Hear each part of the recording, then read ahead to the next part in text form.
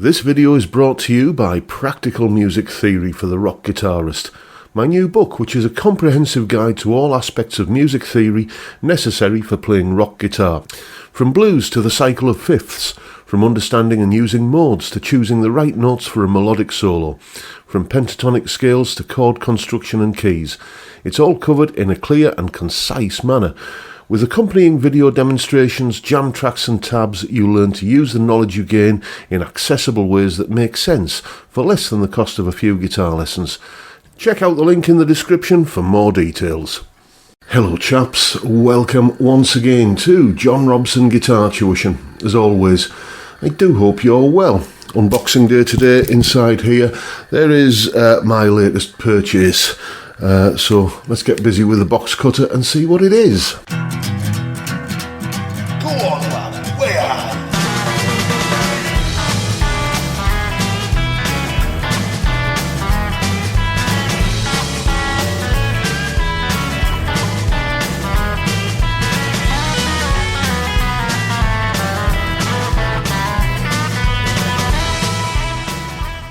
Yep, it is a Jet JT350. You may have seen the review I did recently of the Jet JT350. That was a fantastic little Strat copy for 150 quid. I was impressed with the build quality, I was impressed with the tones that it gave, I was impressed with the fit and finish. Everything about it screamed that it was a much more expensive guitar than the £150 it cost me. But I'm just not into Strats. So I ended up moving it on, and this is from the next tier up, the Jet range of guitars. This is the 350 series, the JT350. These are pretty much double what the JS300 was. This was $299. So what do you get for that money? You get a set of Jet branded locking tuners, a roasted maple neck, rosewood fretboard, 22 frets, basswood body, Alnico 5 humbucker and single coil in the usual positions for this style of guitar, three-way pickup selector, volume and tone, and on the tone control you've got single coil switching for the humbucker. Also around the back you can see we've got a belly carve and a nice sculpted neck joint, all of that for 300 quid. I'll also mention that whilst these fretboard edges aren't, rolled like Sire guitars, they've started calling it the edgeless fretboard now, haven't they? They're not kind of as the roll on them isn't quite as pronounced as that, but they're not a square edge either. You can definitely feel there's some being attention paid to this area of the guitar. And it feels nicely played in, especially with this satin finish on the neck as well.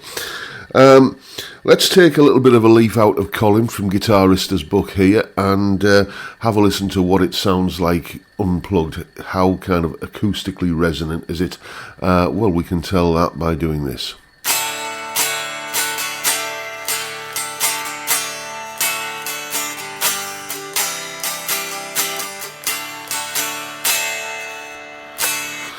Now I'm just looking here at how much that unplugged sound is moving the meter for this mic, and it's moving it about as much as my voice is at the moment. So that's telling me that that's coming across as pretty loud and resonant. Whether or not that has any effect on the amplified tone of the guitar is something that you can scrap like drunks in a pub car park about down in the comments. All I will say is that I enjoy playing guitars that have that sort of acoustic, loud, resonant kind of feel. It makes me feel more connected with the guitar if I'm kind of feeling the vibrations against me rib cage, even through all this padding, and it makes me play it more enthusiastically. So I guess that does have an impact on the amplified sound. Anyway, talking of the amplified tones, let's have a listen to it. At the moment I'm going into the Blue Guitar Amp 1 Mercury edition on the Vintage channel, which is an old school kind of Marshall-y sort of tone, and I'm just going to roll. I'm in the middle position here, not using the the single coil switching on the neck pickup. Middle position on the pickup selector. Just let's roll the guitar's volume up a bit and see what sort of sound we get.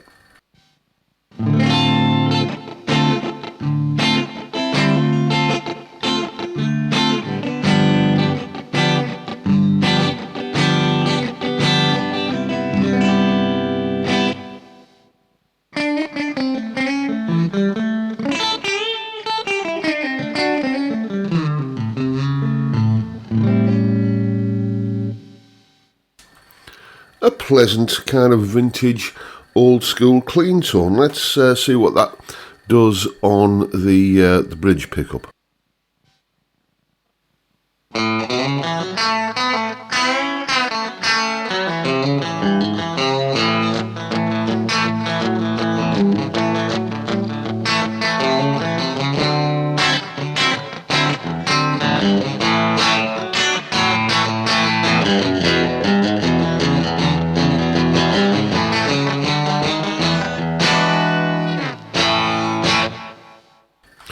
It does exactly what you expect it to do. That's, you know, there'll be no mistaking what style of guitar, what flavour of guitar you were hearing with that tone. Let's try the neck pickup again in humbucker mode. Same settings. It sounds like this.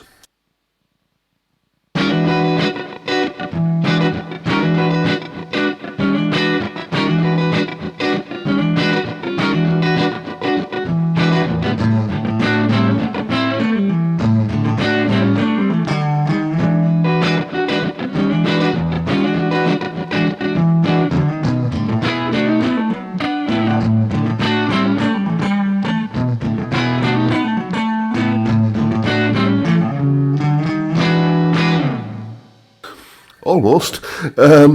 Yeah, it's identifiably a humbucker tone, but it's got a warmth, obviously it's got the warmth of a humbucker, but it's not muddy. It's got that kind of top-end sparkle and transparency.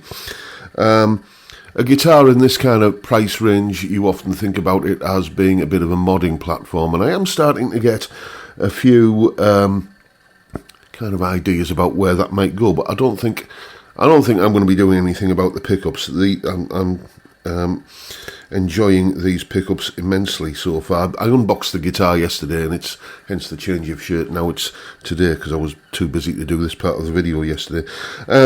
Let's bring the guitar's volume up a tad. Where are we now? Probably about there.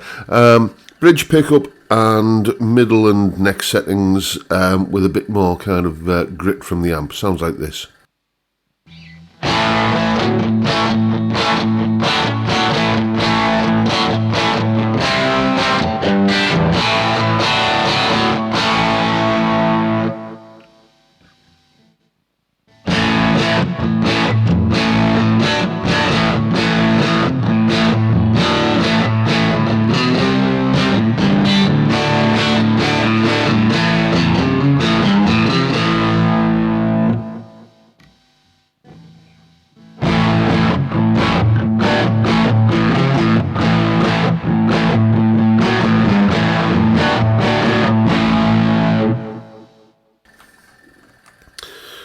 And then let's have the volume on full, see what sort of tones we get here, you know, just again, bridge, middle and neck positions.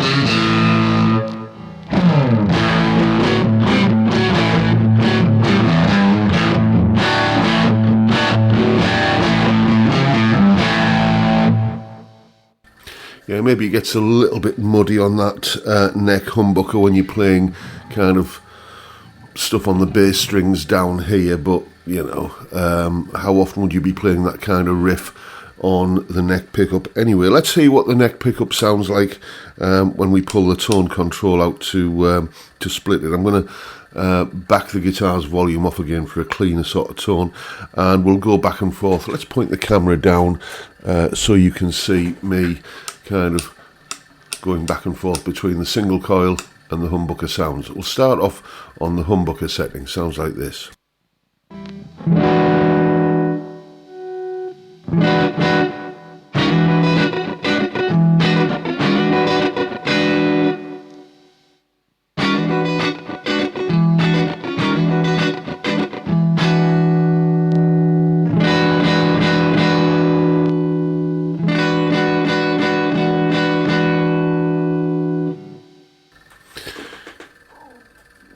Yeah, that's probably my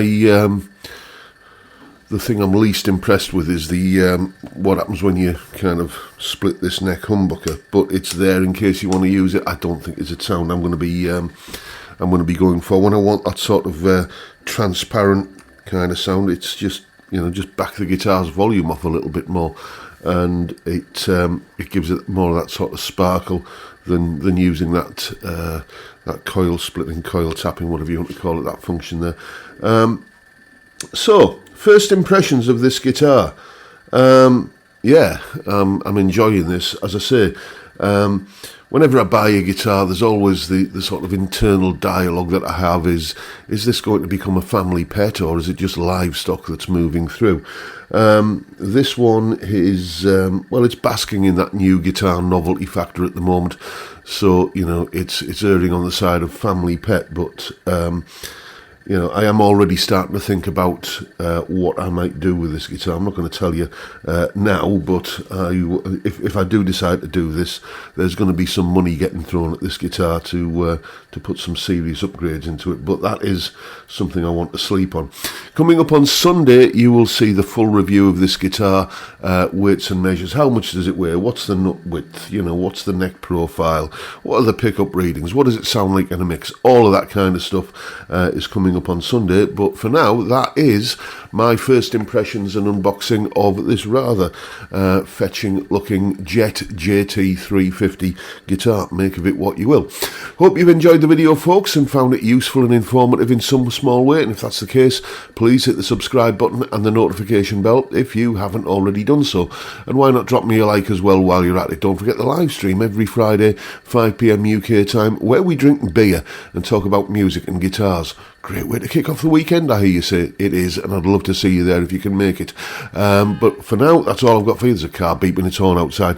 That's all I've got for you for now. So once again, folks, thank you so much for watching. Thank you for your time. Look after yourselves. Stay well, stay safe, and above all, stay sane. Bye for now.